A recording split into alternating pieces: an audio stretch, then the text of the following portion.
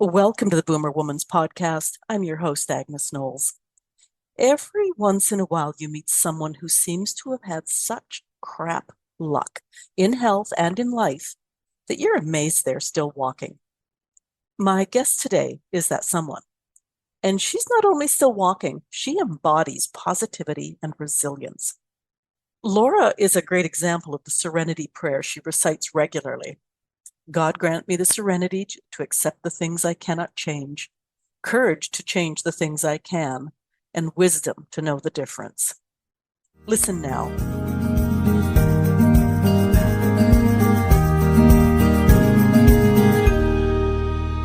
You know how sometimes you hear a story about hardships, adversity, where one person seems inundated with, well, for lack of a better term, the crappiest luck in the world. Part of you probably thinks, I don't think I could ever get back up again after that many punches. And you feel both sympathy and admiration for the person going through it. Today's guest is that person. Her trials started at age 8. She overcame that, and life went along fairly well until her late 30s. I'm not going to tell her story. She does that way better than me. But by this age, we've had a few setbacks. We've been dealt a few sucker punches. If you're feeling overwhelmed with it, Laura might have an antidote for you. Laura Broome, welcome to the Boomer Woman's Podcast. Thank you, Agnes. It's wonderful to be here. I'm looking forward to our conversation, I must say. Laura, when I read your profile on Podmatch, I must admit I kind of cringed. Any one of your challenges could have done a person in, but you had a series of them. Could you tell us as much of your story as you want to share, please? Sure. Well, in 2015, the series of hardships kind of started, and I was diagnosed with bilateral breast cancer. And when I went in to have my double mastectomy, my oldest son, whom we had adopted, was an international adoption 10 years prior when he was 9 years old. He died by suicide. And so that was, I call that was the first double whammy that I went through. And of course, that was devastating to lose my son. And it was just kind of all a whirlwind going on at that time. I was slowly coming to the end of my cancer journey, and then losing my son just kind of, I just felt like it was all surreal. I was just kind of in shock. And we got through that difficult period. And then along the way, the chemo treatments had flipped a switch for congestive heart failure. It's a genetic marker that my family had, unbeknownst to me. So I was having difficulty breathing. My heart was giving out. And so in 2020, I was finally put on the heart transplant list. And I went on, well, I was told I was going to need to go on the heart transplant list in January of 2020. In February, our elderly father passed away in his sleep. And we were able to get his memorial service right before COVID shut everything down. And then in April, I went into the hospital to wait for my heart. And so since everything was shut down, I couldn't have any visitors. I was off on a wing, in a room on a wing by myself. And it was, I didn't have any idea how long it would take to find a match for me. And I expected to be there 4 to 6 weeks. So since I was already running my husband's business, I just brought a lot of work with me to the hospital, because what am I going to do while I'm sitting and waiting? I might as well get some work done. And so in 6 days, they found me a perfect match. And it was just a miracle. And 3 weeks later, I went home. It was Mother's Day weekend. wonderful, wonderful time. I was so excited to go home. It's the best Mother's Day present I could receive. And 1 month later, I found out that my marriage was over and my husband was already in another relationship. And so that that was my second double whammy, having to be quarantined for my heart transplant for a year to make sure that there was no rejection or infection while going through a divorce was very, very, very challenging. I think the hardest part at that time was I couldn't understand. There was a lot of things that I didn't quite know at the time when I found out the marriage was over. And I remember just struggling. How do you just flip a switch after almost 30 years and go, well, it's been nice, time to move on?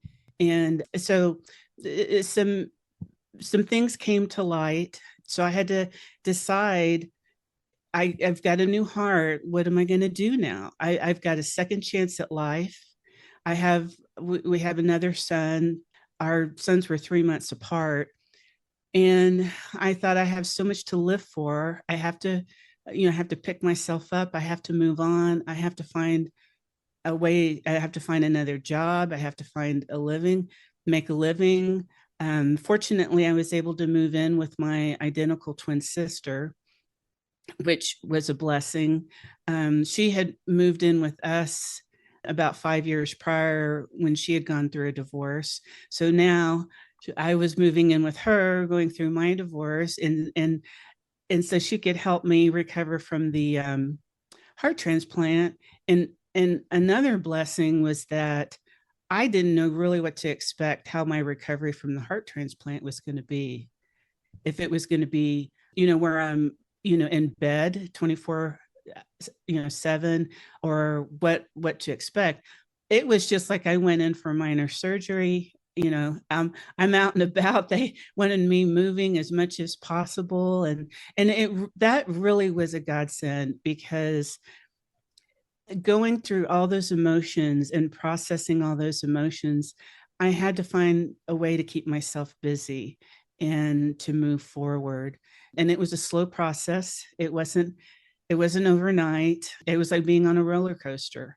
And I'd have my ups and downs, and I wanted to get off and I couldn't get off. And you really, going through those types of hardship, you really find out what you're made of. And that's what I did. I found out what I could do and how to move on. Before I clicked record, I had asked you about some of your story, and you said if it's in the book, it's good to talk about. I had mentioned your late 30s. You were a woman who wanted a family, and you went through a series of miscarriages. And it was there that I started to sort of get some insight into Laura Broome. You seem to be, as I read the book, you seem to be the epitome of resilience, but you're also a woman of very strong faith. Do they travel hand in hand for you? Yes, and thank you for bringing that up, because my faith kept getting stronger with each hardship I was going through. Okay. Because of my faith, I had to believe that what my faith represents is true or it's false. You can't have it both ways. You can't say, well, this is true, but that's not true. And so I realized I would much rather have God in control of everything than me, because I am limited. I'm limited in what I can do, knowing like what the outcome's going to be. I as humans, the only person we're in control of is ourselves. I didn't have control over my husband, and I certainly didn't want my marriage to end, but he had made his choice. I had to make my choice. I could either, wallow in self-pity, or I could accept his decision and choose to move on, move forward, and heal and grow from this disappointment. And so my faith, it played a big part. and it gave me peace because when I was angry, when I hit that anger stage, through the grief stages, I wanted to just get revenge. And then I realized, well, that's not my mind to do. I'm just going to turn it over to God and let him take care of it, and I'll work on me. And that's when the peace started coming, knowing that I could count on him to take care of the big stuff and things that were out of my control. And then I could work on what was in my control to move forward. I'm going to throw this in here just for any listeners who are not of faith, so to speak. Because you speak of God. I'm one of those people. But every time I read that part in your book, I could just interject the universe. So I don't want any listeners sort of saying, oh, this is going to be about religion. I don't want to go there. It was just such a well-written book. And we're going to get to the book shortly. But I just want to put that in there of like, whatever your belief system is that. It is, yes. And could I add something too? Because I didn't want my book so much to be faith-based, but I tell my story from my faith, because there was a time that when I lost my mother in my early 30s, as right after I'd gotten married, before I had our son, I lost my mother unexpectedly from a massive heart attack. And I turned away from God. I couldn't understand how he could take someone so dear from me and from our family just so quickly like that. And there are people too who will turn away, and so it's whatever your spirituality is, or the universe. I believe that's true too, but I just want your listeners to know too. I wrote the book with the story of my faith that helped me get through it. And but yes, it's not trying to convert anybody at all, but just to tell my story, because it was very, it was a big part of it's what helped me get through. Yeah, and I was just putting that in there because, as I say, I liked what you said about you can't sort of pick and choose, like I like this that God does, but what's going on here? I used to do that. Then you go through hardship and you kind of find out exactly what your beliefs are. It's just about yourself and everything in general. Well, and it became apparent too, because as you just explained, I mean, it's like punch, punch, punch. And it's like so many people would have said, well, screw this, I'm out of here. It Okay. is. Yeah. About the book, let's start with resilience. Is that something you're born with, or can a person develop resilience? That's a good question. I kind of go back and forth with it. I think some people are more prone to be more resilient than others, but it's definitely something that can be developed. And I like to tell people, the more you practice it, the more it becomes a habit, and the more you do it and you don't even think about it. And I think that's how I've become, because of the hardships that I've experienced. I don't sweat the small stuff anymore. And you kind of put it all in perspective. But one of the things from all these experiences is, one of my character strengths that I found out is a sense of humor. And I may not be able to laugh about it at the time, but I can find something to laugh about it once I've recovered, processed my emotions. And I always like to qualify. Sometimes I have a very good dose of healthy dose of sarcasm, but I use it really against, about me. I love to make sarcastic humor about me. I don't really use it. I use it with my siblings, and my family, but we all have a healthy sense of humor. And so I think that is a very great resilience skill to develop. I've is heard people interviewed recently, like on the radio, and I listen to a lot of talk radio, and they say exactly that is like the one thing that gets them through a trial of hardship is the fact that someday this will be something to laugh yeah, about. I know. I don't know Well, when, but I someday. know. Well, and you can also take it too. Like what I had to do is like I would say, well, thank goodness it's not worse. And then I'd come up with, funny catastrophic situations, and to kind of put it in perspective. So yeah, that's one of my superpowers is humor. Thank goodness for Yes. it. What is radical acceptance? Oh, it's my love language. Oh, okay. um, Great question to ask you. yeah, I joke around. Well, because I've had so much experience in with it. Radical acceptance is when you have to accept the circumstances as they are. You don't have to like it. You don't have to approve of it, but you have to acknowledge it and you have to accept it in order to move on. It's usually injustice, just things that are out of your control. Because when you focus all your energy on the negativity and what's out of your control, it's like sitting in a rocking chair trying to get across the room. You're just going to rock back and forth and you're not going to go anywhere. And you're just going to get frustrated because you can't do anything. And so radical acceptance, that was a game changer for me because, like I said, with my divorce, once I accepted that my marriage is over, I mean, there's nothing I could do to save it. I had to accept it.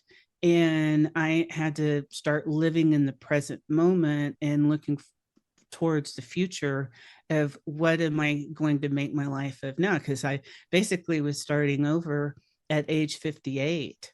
So I had lots of options. I didn't know what they were because, like I said, the pandemic limited me greatly. So I had to learn creativity. But I love radical acceptance. I love talking about it because it is one of the most important resilient skills I think anyone can develop. It's hard. It's hard at first, but like again, with practice, you learn to. It becomes a habit. You start. I just automatically will say, "It is what it is. What can I do?" Um, I was just going to ask that mhm. perhaps that acceptance is just that first step of like, okay, here's the line in the sand. Where do I go from here?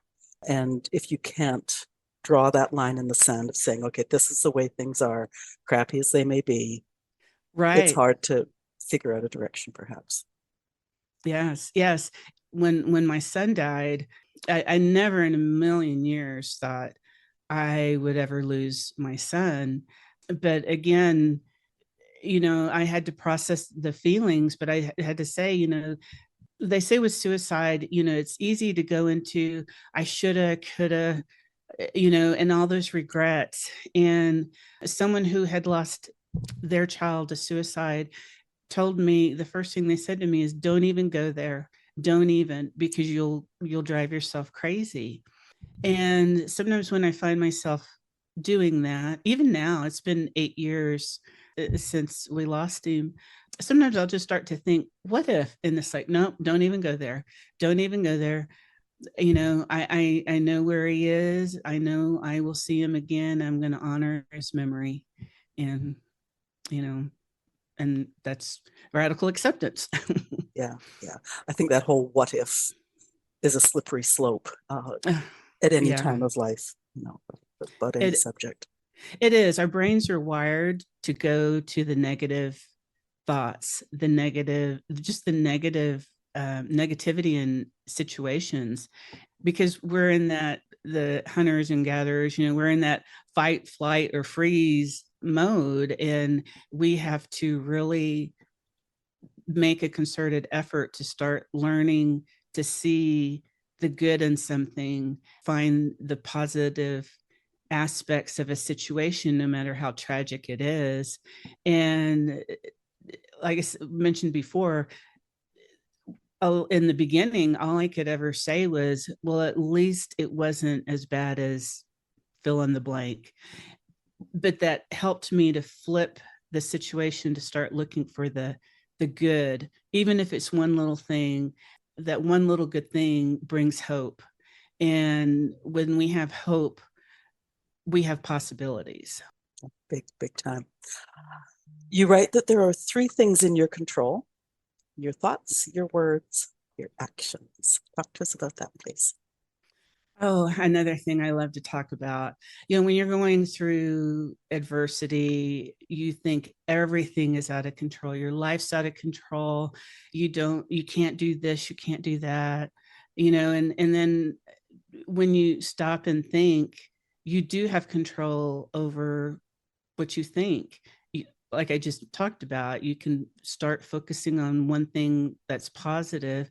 You can focus on your words, or what you self-talk and what you say out loud. One of the things I would say when I was going through my hardship was, I can't do that, but I can do this. And it just goes, I can't do things. There are some things that I'm in control over. And then you do them, that take action. Doesn't mean you have to go conquer the world, but it just means, what are three things you can do today? Just tiny baby steps that will move you forward. And you start building your self-confidence. You start building your motivation, your empowerment. I can do this. It's going to be a long road, but I can do this. I think it's another slippery slope too. And I've found myself there at times of like, once you start heading for the negative, it can just grow and get bigger and bigger. And it's like, you put the hand up, because, and especially if you're with someone else who's trying to, I got your back, I'll bitch with you. And it's like, no, it gets you nowhere except deeper into the hole. It does. And that's when we kind of have to look at too, when we have to start looking at our boundaries, our core values. I didn't bring this up in the book. I feel like if I could write another book, I would really put this in there. But some things I didn't really understand until later on. But after going through adversity, I realized, especially with the divorce and just other things, that was just what happened in a 5-year period. I have a lot of other things, not as tragic as that, but you just have to really, I guess what I'm trying to say is, I would always have to tell myself, are you a victim or a victor? A victim surrenders to their circumstances. A victor finds a way to overcome them. And there were days that I was like, I just want to be a victim today. Just want to have a pity party. And I would let myself do that, but only one day. And sometimes I would try to, depending on when it hit, I would just kind of try to limit myself, because that's easy to start, like what you said, just start spiraling down and then just let it grow. And that's not gonna be helpful to me to move on. What I talk about too, and in the book, is you've got to find, how do you eat an elephant? One bite at a time. You've got to find this little baby steps, because if you do small, achievable steps, you're going to gain that confidence. Well, if I did that, I can do this today. I wrote down a couple of quotes from your book, and I think this might be the very opening part after your introduction and everything else. And I've been waiting for you to say it, and you haven't said it yet. Adversity can make you bitter or better. And I just thought, oh, that's just, in so few words, you've just summed it all up. Yes, I love that. I think because I write it so much, it's kind of become, it just gets lost in everything. But yeah, I mean, that is it in a nutshell. Because when people, like, if people meet me on the street or something, they would never know what I've been through, because it's what happened to me, but it doesn't define me. But when they find out, because it's kind of shock and awe. I don't like to come across as, well, I don't want people to think too, it's like, oh my gosh, I don't want to bring this up, because she'll probably just drone on and on about how hard she had it. And I don't like to go there. I want to be an encouragement. But that's, when I see that kind of shock and awe look on their face, that's when I'll just kind of bring that up. Adversity makes you bitter or better. I chose better. And, I want to grow from these life lessons. I'm in the last third of my life. It used to be the first half and the last half, but I was on my own the first third of my life. I didn't get married till I was 30. The next 30 years I was married. Don't know if I'm going to make the next 30 years, but with a new heart, my heart's 4 years old, and I, plan to be around for as long as I can. I'm going to take good care of this one. And so it's like, I don't want to have any regrets. Things didn't go as I planned. Never thought I'd ever get, well, no, first, I never thought I'd ever get married. I was 30 years old. Never thought I'd get divorced, but never say never.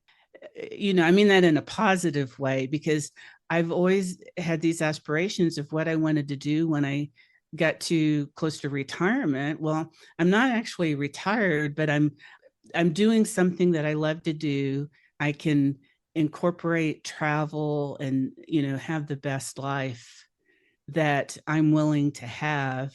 So I take that as a good thing. I've been through some tough times, but I know I'm in a good part of my life right now. As you were talking there, I was thinking that we all have bumped into that person who just, oh man, they can drag you down to the deepest depths in no time at all, and they stay there. They seem that becomes their persona, their raison d'etre, and it's when somebody goes there and then you hear the rest of the story of someone like you who's climbed back up the mountain, and they're sitting at the top now going, woo, life is good despite it all, that you have more the admiration and the respect for them then. Now, you've got another quote that says, the benefits of making a change must outweigh your fear of stepping out of your comfort zone. And we've all heard so many quotes about comfort zone, but I really like the way you put that together. Talk to us about that. Thanks. I always tell people you don't want to have to step out of your comfort zone the way I had to. I got shoved out of my comfort zone, and the door was shut. It was locked. It was boarded up. There was no way I'm going back into my comfort zone. And so if you have a choice, choose to do it. Again, take those little baby steps. I realized there's a fine line between excitement and panic, and it's called the Goldilocks zone. When I heard that, I thought, I love this, because stepping out of your comfort zone, what are the most common fears that people have? It's usually fear of failure. It's, I don't want people to laugh at me. It's all these little fears. And if you take little steps, calculated risks, and just try something new, and you're going to go, well, that wasn't as bad. And so what if you don't accomplish what you want to do at first? It's just a life lesson. I always tell people I know how not to do a lot of things, but that's how I learned how to do them. And I always, the example I used in the book was GPS. I still get lost with GPS. It was bad enough with the map, I'm dating myself, but it was bad enough trying to get around by using a paper map. Even, with, at least with GPS, I have a 50-50 shot of getting where I'm going, because I tend to turn too soon.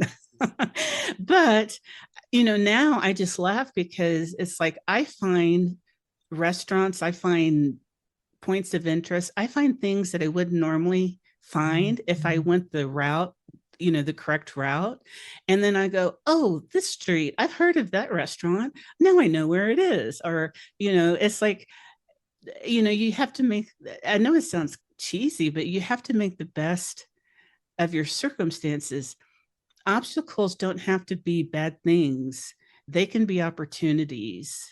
And again, it goes with that growth mindset of how you see things. Is the glass half full? Is it half empty? My glass just always could take more wine. That's all that matters. Oh, now that's a good thing. Then my question would be, do I have a big enough glass? Okay, I'm just going to interject really quickly here that I'm still a map person over GPS. I Hey, love my paper maps. there is no judgment here. I am just geographically challenged. I was so thankful when I learned how to use a GPS, because it saves me time, but now I have, but I've learned with everything that I've been through in life, I don't judge anybody anymore. There's a reason why everybody does something. And I certainly would not want somebody to tell me, that I'm doing something wrong, because they don't know why I'm doing it that way. And I figure if I'm feeling that way, somebody else is going to do that either. And I would just say kudos to you, because whew, those maps. I'm the type that I have to turn it the way I'm going. And I can't tell you how many times people say, you don't use a map that way. I don't care. That's just how I have to. Yeah, that's what I do too. Do That works. Now you're talking about the door that slammed shut behind you and, got boarded up, and then you were taking your baby steps. And when COVID first really, I mean, it came on with a vengeance, and everybody was going like, is this our new normal? And I remember saying, it's our current normal. And I was thinking that like comfort zones maybe are like that too. Is It's our current comfort zone, and as you take those baby steps, that becomes your new comfort zone. So maybe you're Yes. never really out of your comfort. I mean, you are in a way, but you know what I mean. Mm-hmm. That you just say that, no, this is my current normal, this is my current comfort zone, and then move on to the next one. You're right. It is, your comfort zone starts enlarging. And another way of looking at it too is, what your comfort zone is, and the gap between where you want to be and where your comfort zone ends is like the growth zone. So your growth zone is always going to be a few steps outside of your comfort zone.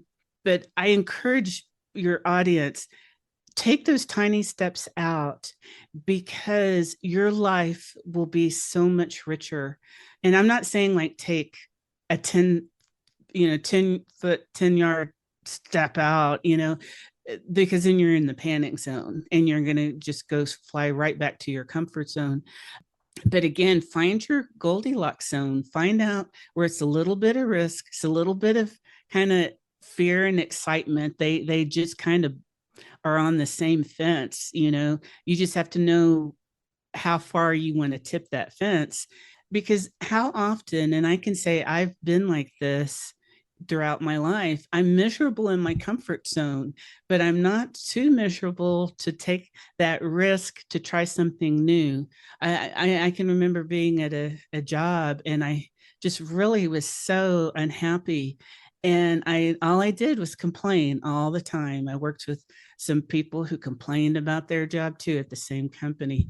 And looking back now, I go, my gosh, why did I not try to find another job? Why did I just stay miserable in my comfort zone? But we all have to find out what that point is, right? Because there wasn't anything pulling me out of my comfort zone, but I was holding me back. Well, I think too that that's a really good point insofar as the comfort zone may not be a really nice place. It's just where you're used to being. Those shoes can be as comfortable as all get out, but they're wrecking your feet. Exactly.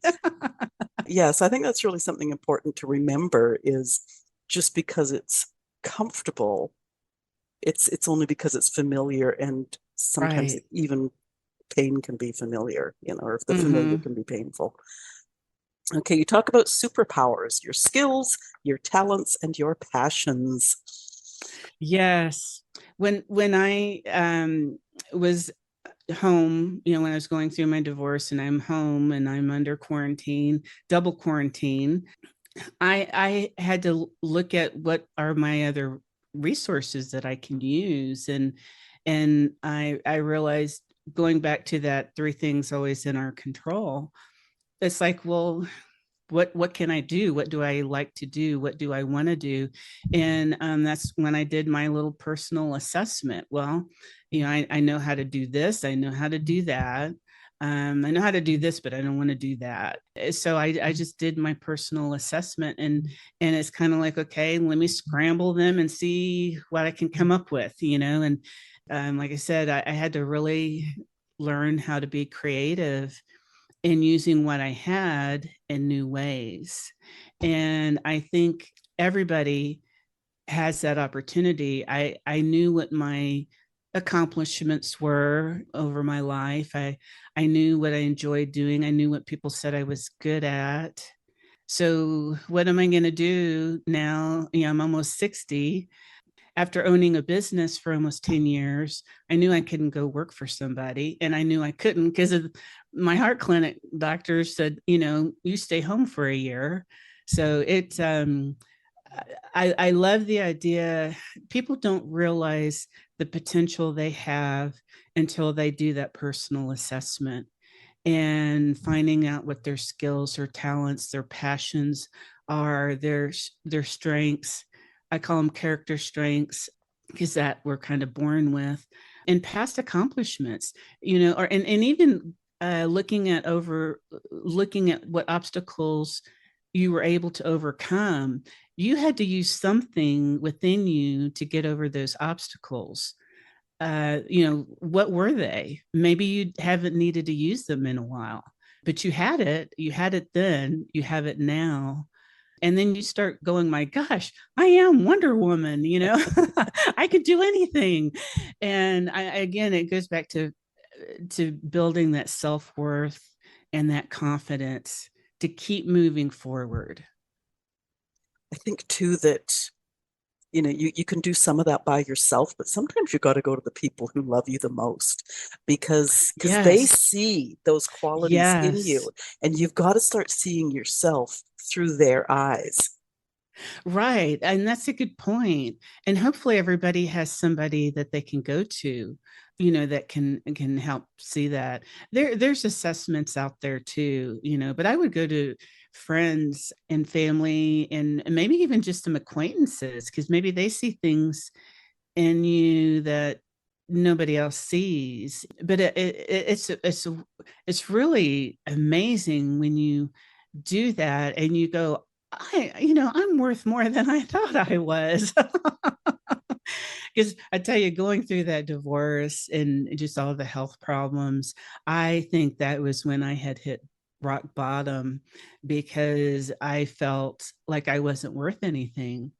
If my spouse didn't want me after 30 years, I'm just not worth it. And so I had to learn how to do all this stuff. And I don't want people to have to struggle like I did, and for so long, by trial and error. And that's why I wanted to write the book, because if I could help speed the process up for someone going through hardship, please let me do that. Hopefully that comes across in the book. It's interesting too because when I'm talking to people here on Zoom, interviewing and stuff like that, it's they'll be talking, and then all of a sudden, and you've done it a few times, the face just lights up because they are passionate about what they're talking about. And Yes. it's so neat to see that. And that's something, I mean, I'd never met you before today. So, if you were to come to me tomorrow and say, Mhm. oh, I don't know, have you ever noticed anything about me? I'm going to say, oh my goodness, when you talk about this, you get so passionate. And yes, as you said, even an acquaintance might be seeing something. Yes. Yeah, there's always some way we can connect with others. It's just talking, long enough, or communicating long enough to pick it out. But, I just like people, when I want them to, when they hear, if they hear my story, I just want them to understand, if I can do it, you can too.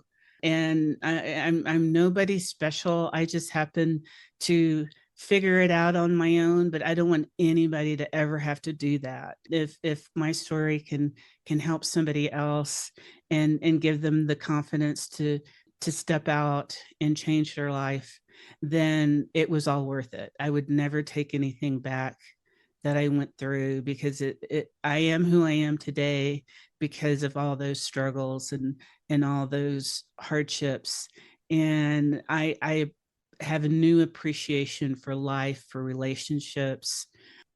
And I've had people with their own stories inspire me. It wasn't, I mean, it was on my own that I had to figure this out, but I would go looking for people. Even during my health journeys, there were so many people that inspired me because of what they were going through and how they were overcoming it. And I thought too, if they can do it, I can too. I'll add in here too, and I'm going to go to the book next. But as I was reading your book, for those people who are saying, well, easy for you to say, Laura, you've got that personality. You're strong enough to do that. When I was reading your book, when you were moving to Pittsburgh, that's my favorite story. Like, I'm sorry, you weren't happy. You couldn't find a positive in that, so. No, that's my favorite story. That I love to tell that story, because some of the stories in my book are, this is how not to do it. I mean, don't be like this. Don't be like that, Laura.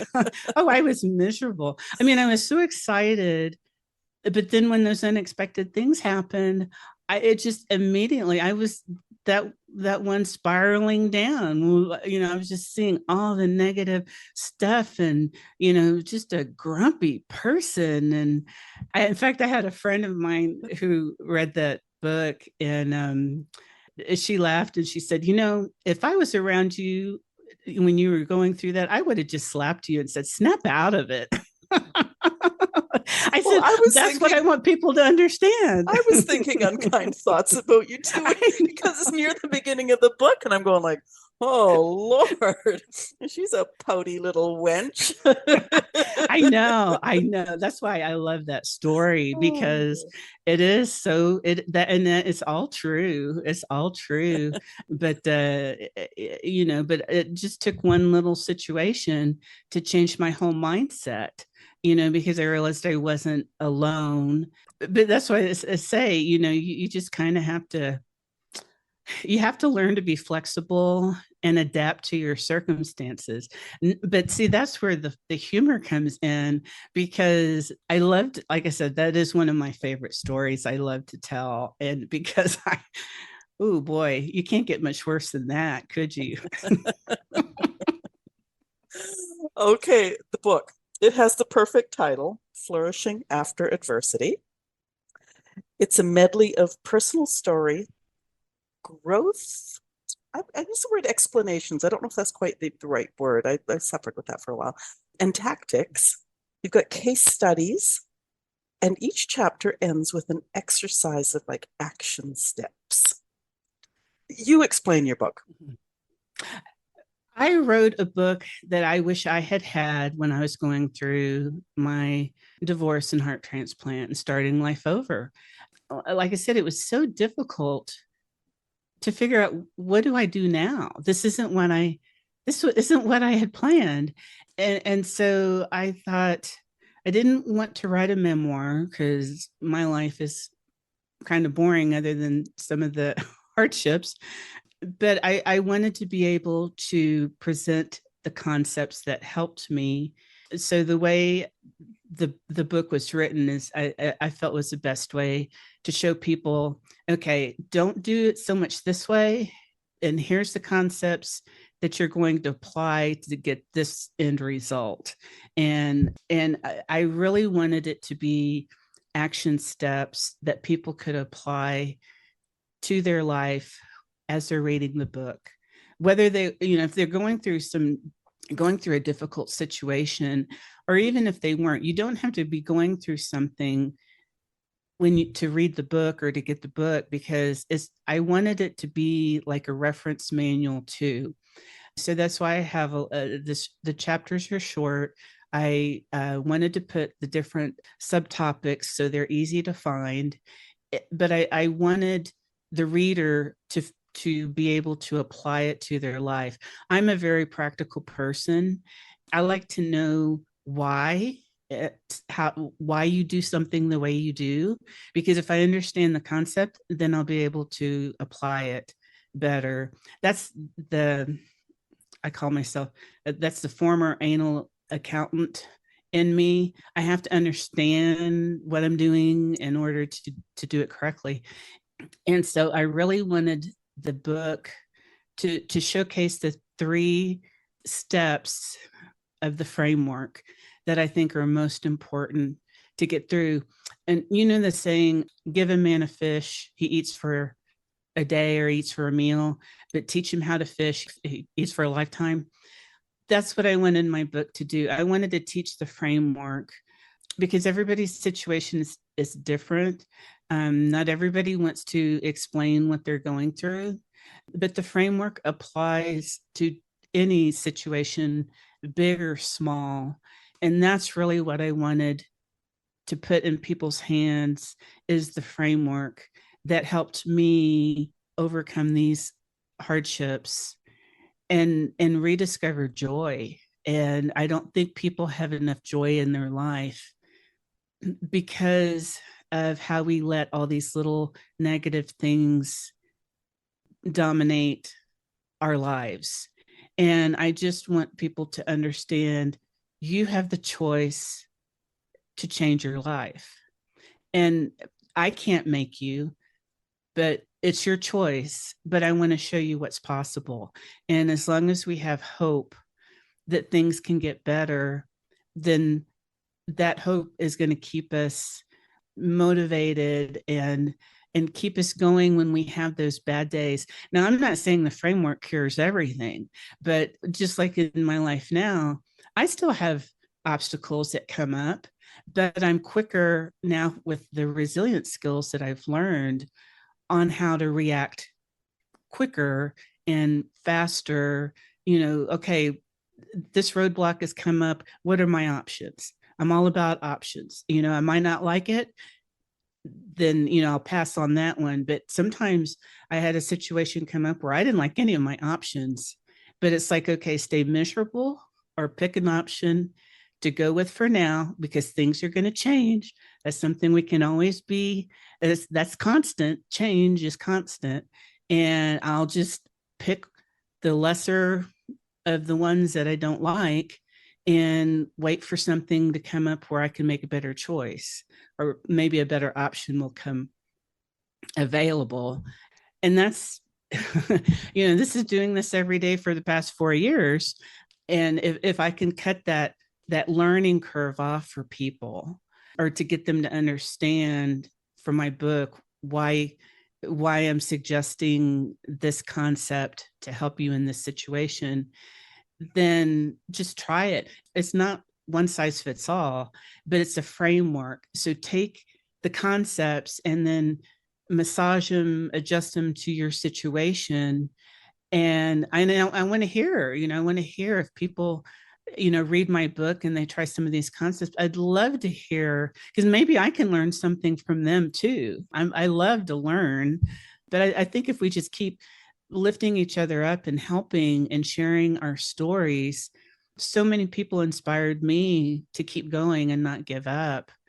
So I just want to be a part of that community of inspiring others, and we just need to keep telling our stories.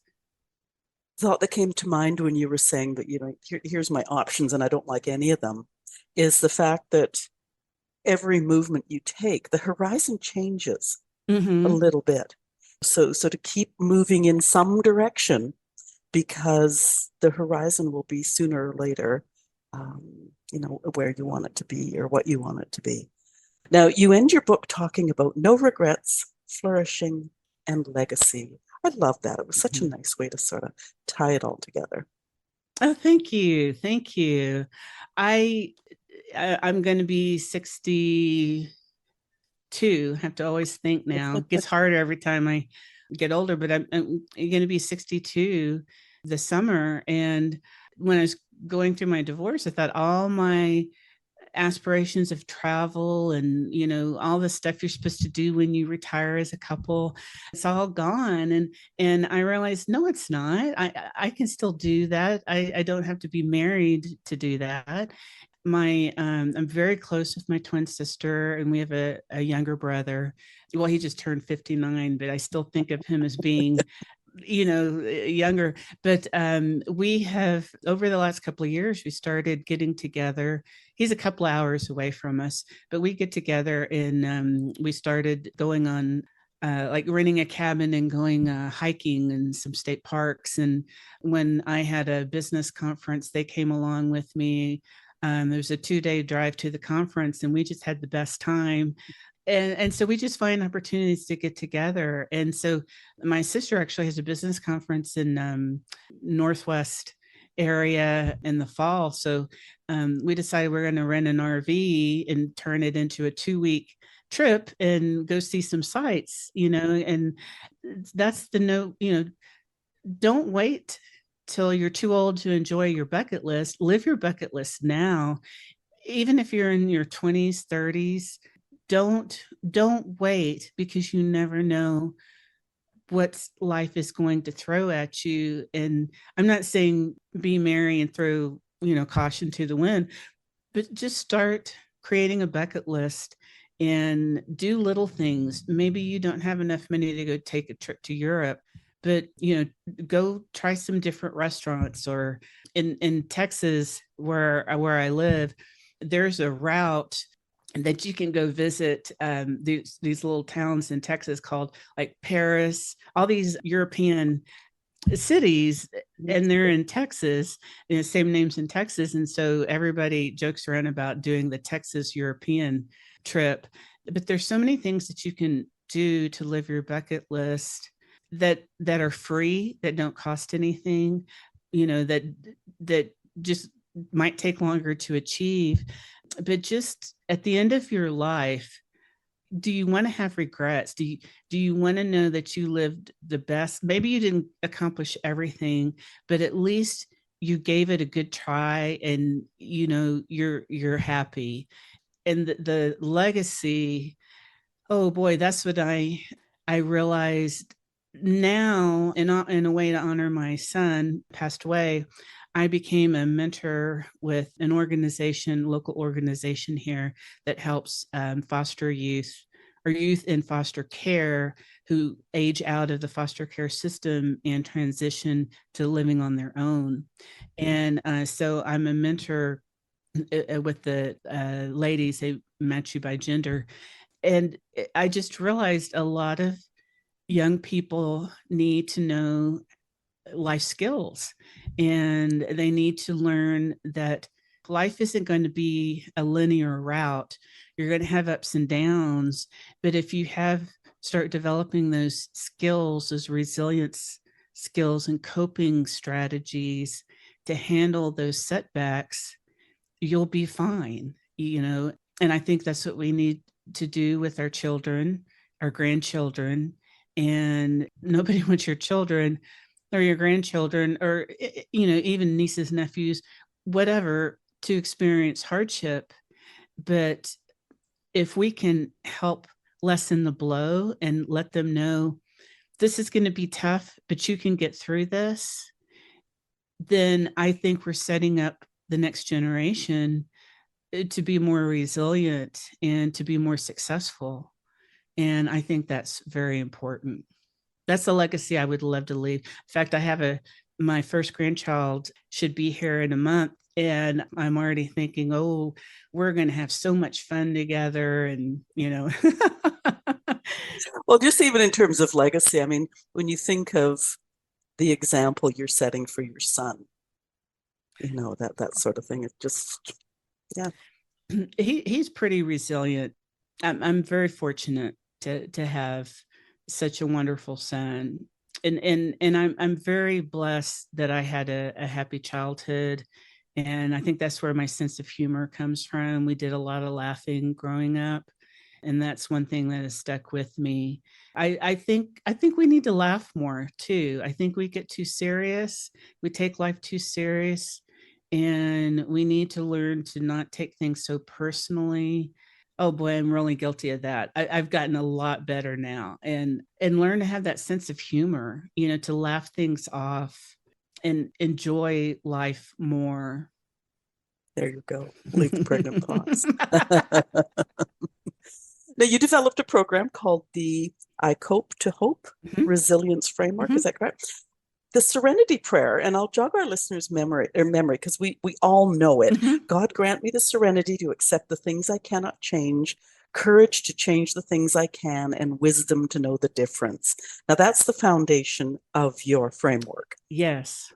Tell us about the program and perhaps why you decided to coach. Are you paying it forward?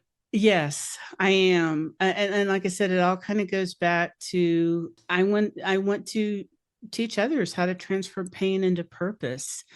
I came up with the name I Cope to Hope years before I ever thought I'd be doing this. I just wanted to help teach people resilience skills because I think we had kind of gotten away from that, how to bounce back from challenges.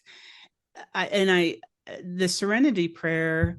I have given away so many little plaques of the Serenity Prayer because I love it so much. For me, I always had it at my house, and somebody be going through tough times, and I'd say, here, take this, and this helped me a lot. It'll help you too. You just focus on what's in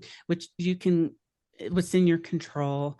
And I always made a joke about, just let's just hope we can figure out what's in our control and what's not. But I think, to me, that is, along with that, adversity makes you bitter or better, choose better. The Serenity Prayer is the same thing. To me, it's how to handle problems and difficulties in a nutshell. Part of my program, that, along with the radical acceptance, is make a list of what's in your control and what's out of your control. And if you do it on a piece of paper, just tear that in half and throw away what's out of your control. Don't even think about that anymore. And then what I do is, I teach my clients, look at all the stuff that's in your control. Let's start figuring out what's going to have the biggest impact, and let's start working towards baby steps to accomplish these things, to move forward. And then we do the superpower assessment. And then one of my favorite parts is the creative problem solving, because when when you figure out what's in your control, what your superpowers are, and let's think outside the box and how we're going to put all this stuff and look for some opportunities, this to see the look on my client's face when they go, it's not as bad as I thought. I have options. And it's like, yes, that's what I want people to understand. You do have options, but we focus on what we can't do. Once you start seeing all the possibilities, it gives you hope, and it makes you want to take those baby steps. And then I have to remind them, okay, you're going to have setbacks again, so what do you do? And they'll go back to step one. And it's like, it sounds easy, but it requires work. But you have to keep breaking it down into baby steps. That's the joy I get when I see the light bulb come on, because honestly, my goal is to teach the framework, and then it's like, okay, now you go teach the framework to somebody else, because that's reinforces the concepts that you learn. It keeps it going. It perpetuates the solution and not the problem. Yay. Where do we find you on the World Wide Web? The best place is just to go to my website, because there's lots of good things on there. My website is icopetohope.com, and that's the number two, icope, the number two, hope.com. I have a free resource on there. You can get a copy of my free book. Just pay shipping and handling. Unfortunately, it's only available in the United States, but you can find the electronic version on Amazon if you're out of the country. I have a lot of blogs that talks about what I've been through. Those are all free blogs you can access from the website. And I have a newsletter, weekly newsletter called the Resilient Recharge that comes out on Wednesdays to kind of give you a little pep during your week. And I'm on social media as well, but that's on the website too. The website's just the best place to get all the freebies and take a look around. What are 20 strategies? Those are some of the strategies that I used to get through, get through 2020. I call it a checklist because I think some people will probably might be doing some of them without realizing it. And I want them to see, oh, I am kind of doing this. Well, I'm kind of doing that. That's resilient skills. Those are coping strategies. It's not science. It's not rocket science. These are ones that I think anybody can implement just right away. And they're quick and easy wins. And to start getting in that habit of practicing these strategies. And so that's a free resource. Again, like I've got my weekly newsletter and a lot of blogs. I can't remember if I put in the book when I was going through breast cancer and finding the humor in breast cancer. That's a blog of mine that brings a lot of humor out of my breast cancer journey. So I interviewed a woman some time ago who that's her whole thing is finding the humor in breast cancer. Oh, so there's lots of ways. yeah, right. I know. Despite it all. Well, I know. I'm probably some people look at me as if I'm a little weird, but it's laughing and giggling and chuckling is so healthy. It gets those endorphins and it's a feel good. It's a feel good drug that's free, didn't cost anything, no side effects. Maybe you might wet your pants if you laugh too hard, but that's fixable. Yeah, I was going to say, there's a cure for that. May I ask you a quick personal question before we close? Sure. Who is the Laura that I'm chatting with today? With all the lessons you've learned, you love to laugh. You've gone through some terrible, terrific hardships. I'm just me. I'm just Laura. I think my childhood friends would say I'm just still the same Laura that I was, just wiser. And I'm just me. I'm just what you see is what you get. If I have a conversation with somebody else, it's going to be just like what we had, just lighthearted, little somber moments. I love to laugh and I love to find any reason to laugh and to find joy. So that song's sort of still crazy after all those years. Yes. Yes. My son would say, yes, I'm going to be the crazy grandma. Oh, that's good. But yeah, it is. I just hope I inspire somebody to really take a look at their life and make good choices to live a better life. Don't be miserable in your comfort zone. Perfect. Okay. Website link is in the show notes. All of your links will be on your page at our website. Listeners, if you have thoughts on today's show, please talk to us. Leave comments where you're listening, or if you're listening at the Boomer Woman's podcast at boomwithabang.com, scroll to the bottom of the page and talk to us there. Or pieces of Laura's story will resonate. What question did I not ask her? Ask it in the comments and I'll get you an answer. Leave stars and reviews where you can. They help us spread our reach. And share this episode. Resilience is so important in this day and age. Knowing others have experienced, survived, and blossomed again after hardship often helps us get through our own. Learning growth strategies from someone who's been there can often make the difference. Your friends, perhaps your family, will appreciate hearing what you've just been listening to. Laura Broome, thank you for being my guest today and being so open about your own experiences and describing all the potential that can follow hardship given the right framing. Thank you for having me. It was a joy. You have a great rest of the week. You too.